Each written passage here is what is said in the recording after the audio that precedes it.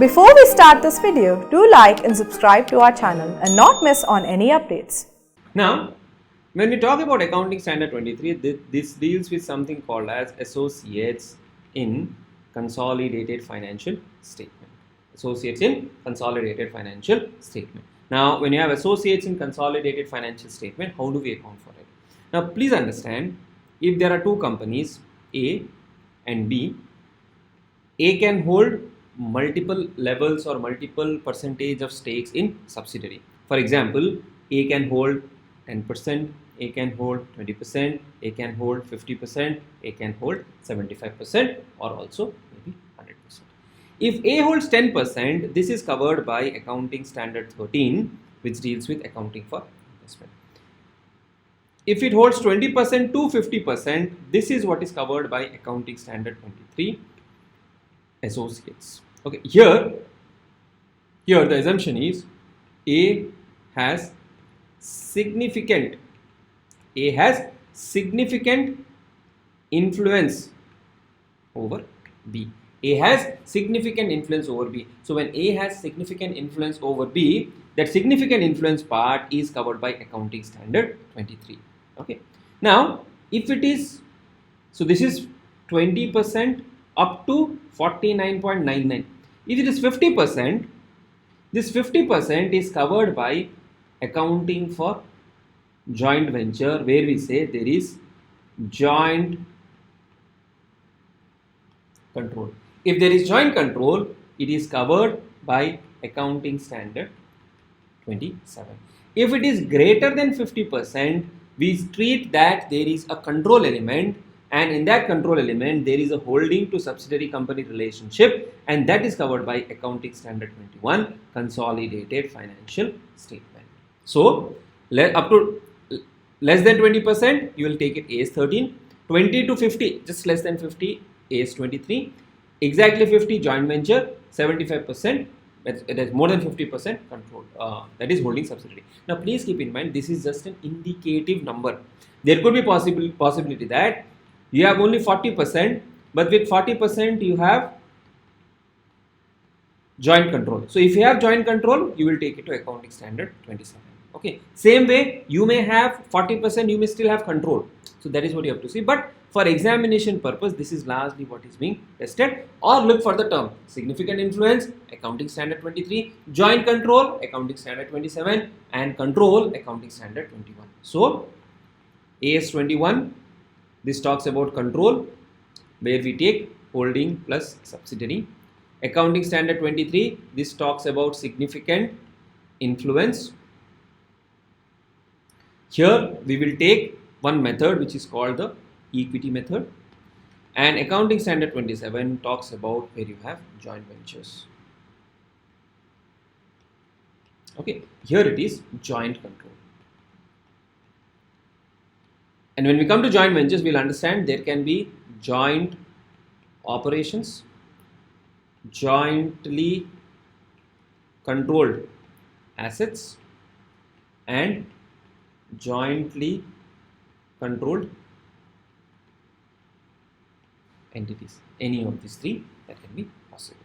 Now first we'll start with Accounting Standard 23. The most important thing that you need to remember is the method.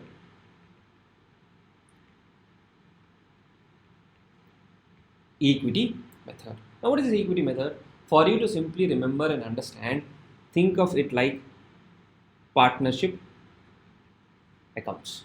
Now in partnership accounts, what do we do? If you prepare a partner's account, whatever is contributed by bank, let us say capital, you will credit.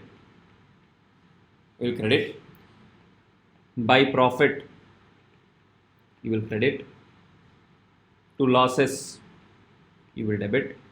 Just for example, you can have profit or loss. If there are drawings, to bank drawings, you will credit, debit, and then you will get the balance. This is the partner's account. Now this partner's account, when the partners maintain in their books. When I say when the partners maintain in their books, what am I referring to? I am referring to let us say this partner has mentioned something called as investment in partnership account.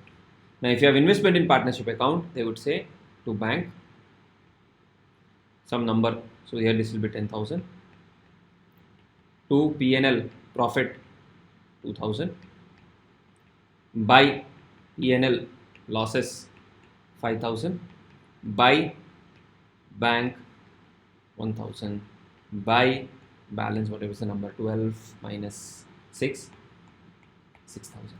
This method is called equity method. Basically this 6,000 represents share in net assets. So when we follow equity method, we calculate something called as share in net assets or share in equity. We calculate share in net assets or share in equity. How do we calculate that number? Whatever amount we have given as investment, we will debit to the investment account. Whatever is the share of profit, we will debit it to that account. If there are losses, we will reduce it from investment. If any dividend has been received, here I am saying drawings, in companies we have dividends. If dividends have been received, we will reduce it from the investment. And this is the closing balance. Alright, this is the closing balance. Now, if this is the closing balance, this will be shown in consolidated financial statement. We will say investment balance is 6,000. In standalone financial statement, we will show as per accounting standard 13 using the cost model only. Okay, but here we will show this number in the consolidated financial statement. So whenever we have associates, and the company is preparing consolidated financial statements, we will follow equity method to calculate the value of investment. We will take the equity method to calculate the value of investment. Okay, that is how it is done. Now here we have one more thing, calculation of goodwill or capital reserve. So on the date of acquisition, like we do in the case of subsidiary, what we will say, we will calculate share in net assets, we will compare that with amount invested.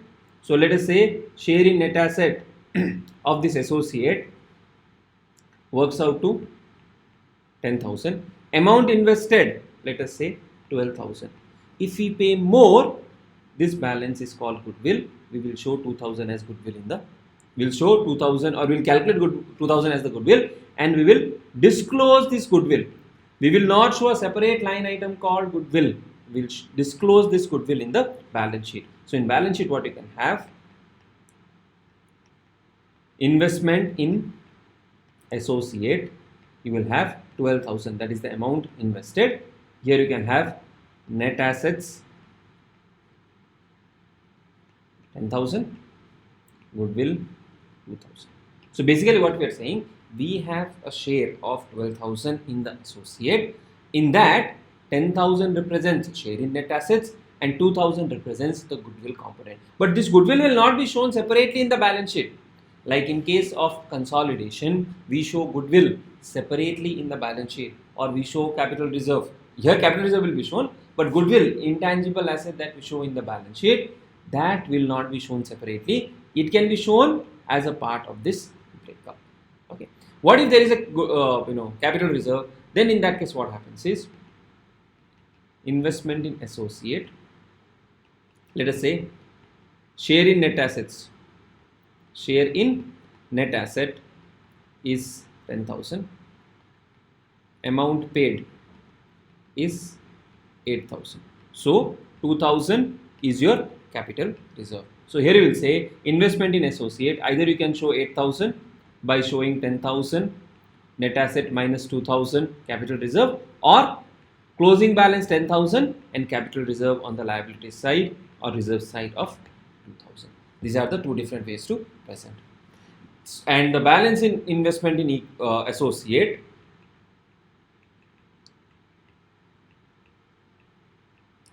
the balance is calculated as, you will take the initial investment plus share in profits minus share in losses minus dividends received, you will get closing balance. Any question on this? Any questions? No questions? No. Okay.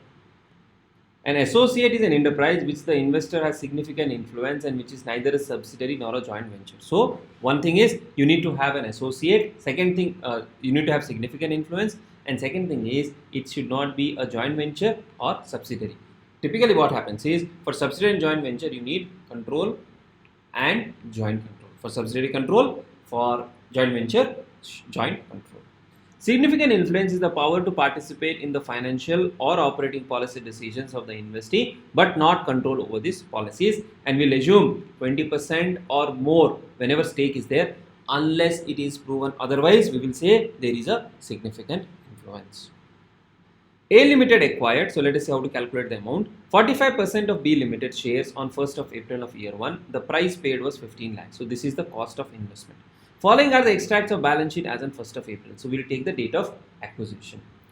Paid up share capital 10 lakhs, securities premium 1 lakh, reserves and surplus 5 lakhs. So this put together 10 plus 1 11, 11 plus 5 16 lakhs. 16 lakhs is the net asset. How much did we acquire? 45%. So share in net asset is equal to 16 lakhs into 45%. So if I do 16 lakhs into 45%, 16 into 45%,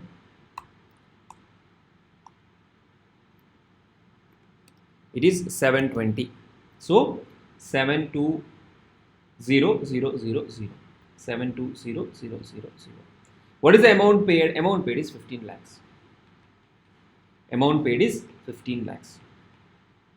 The difference between these two is called goodwill. So 15 minus 7, 8. It is 7,80,000. That is the goodwill. So what you will do? You will calculate goodwill as 7,80,000.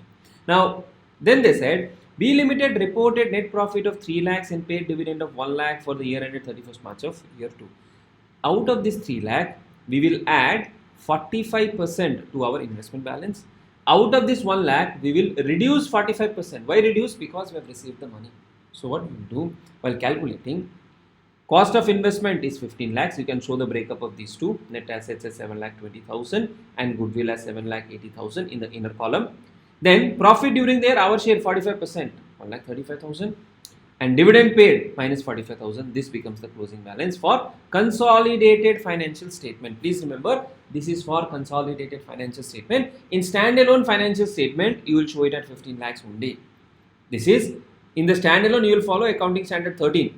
But for consolidated, in consolidated balance sheet, you will follow the equity method which is prescribed by accounting standard 23. Very simple. If a question comes from this chapter, blindly you should be able to score 5 out of 5, or if they ask 4 out of 4 marks, 4 out of 4.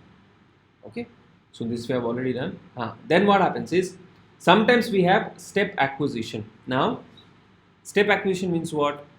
Step acquisition means first we have acquired, let us say 10%, then we have acquired another 15%. So when we acquired 10%, we did not have significant influence. When we acquired 15%, we had significant influence because 10 plus 15 makes it 25%. Or sometimes it may happen that we already have 20%, then we added 10 more percent. So what do we do when we have this multiple step acquisition? That is what we are discussing.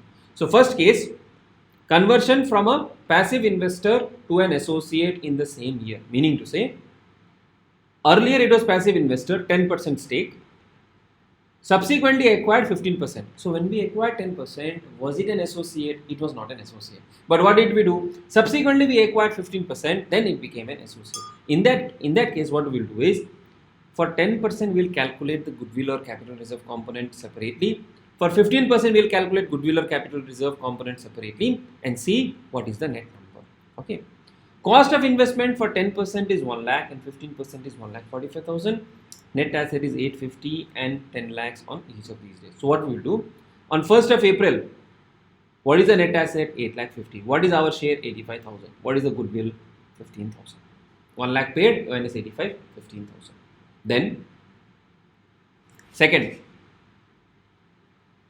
when we acquired 15%, what is the net asset? Net asset is 10 lakhs. So 10 lakhs, 15% of 10 lakhs, we have 1,50,000. This is the share in net asset. What is the amount paid? Amount paid is 1,45,000. So for 1,50,000, we paid an amount of 1,45,000. So the difference actually becomes a capital reserve. So what is the net goodwill? 1,15,000 minus 10,000. This becomes, sorry, 15,000 minus 5,000, 10,000 becomes net goodwill. Are we clear? Any questions here? No. Okay. Then, conversion from a passive investor to an associate in the same year. Say, accounting is the same. Accounting is the same. The calculation is also the same. A Limited acquired 10% stake of B Limited on April 1st and further 15% on October 1st of the same year. Other information is given below. Cost of investment 10%, 1 lakh, 15%, 155. Net asset is also same. So basically what you will do, 850 of net asset, there you will take 10%, and on 1st of October you have 10 lakhs, here you will take 15%. But sometimes what may happen is they will say net asset on 1st of April is, let us say, 8,50,000 and profit earned during the year, full year, is equal to, let us say, 1 lakh. In this case, what you will do, this profit earned in the full year, you will split between first 6 months and next 6 months, that is 50,000 and 50,000. This 50,000 gets added to net asset on 8 lakh on 1st of April, so that you get the net assets on 1st of October. Remaining calculation is pretty same. Okay, there is no difficulty or there is no complexity in this calculation. Any questions so far? No. Okay. Then,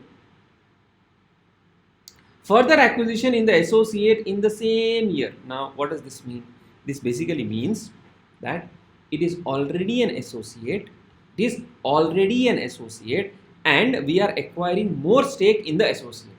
So, two things. One, 25% stake on April 1 is acquired. So, on this date itself, it has become an associate.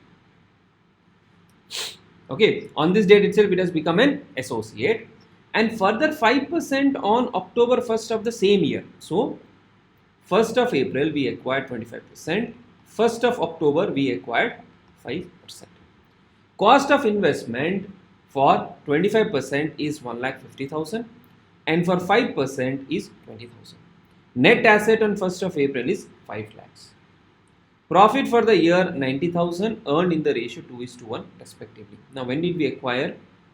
Second set was acquired on 1st of October. Profit was earned in 2:1, means total profit 90,000. 2/3 is earned in the first part, that is 2/3 of 90,000 is 60,000, and 1/3 of 30,000 earned in the second part. Okay. On date of acquisition, very simple, you will take 25% of net asset. 5 lakhs into 25%, we get 1,25,000. 5 lakhs into 25%, we get 1,25,000. Then, against this 1,25,000, how much did we pay? We paid 1,50,000. So, the share in net assets versus the amount paid, the difference 25,000 is your goodwill. The difference 25,000 is your goodwill. Okay. Then, when we acquired on 1st of October, what is the net asset? Net asset is equal to 5 lakhs, that is on 1st of April. 5 lakhs, that is on 1st of April, plus 60,000. That gives me 5,60,000. That gives me 5,60,000. Clear? Okay. Now this 5,60,000, how much did we acquire? We acquired 5% additional stake. So 5,60,000 into 5%. 5,60,000 into 5%. What is the number?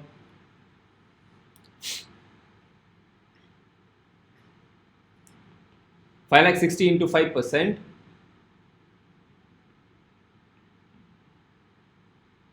28,000. 5,60,000 into 5%, 28,000. How much did we pay? We paid 20,000. We paid only 20,000. So 28,000 is the net asset minus 25,000 minus 20,000 what we paid. 8,000 is your capital reserve. 8,000 is the capital reserve. Now here they have done a very complicated way to calculate. Basically 3,000 here and 5,000 here. This 3 plus 5 makes it 8,000. You can directly do the same number. Okay. Now what is the cost of investment? The cost of investment is 1,50,000 on 1st of April. 1,50,000 on 1st of April. That is my cost of investment. Alright. Then what is my second investment value? Second investment value is 20,000. So what we will do? 1,50,000 plus 20,000. 1,50,000 plus 20,000. 1,50,000 plus 20,000. So total is 1,70,000. Then add share in profit. What is the share in profit? Share in profit is 25% for first 6 months. That is 60,000. So share in profit, I am writing here down below. 1,50,000 is the first investment. 20,000 is the second investment. Total is 1,70,000. Add share in profit 25% of 60,000, that is first 6 months. 30% of 30,000. So 25% of 60,000 is 15,000, and 30% of 30,000 is 9,000. So why 30%? Because from 1st of October our share is 30%.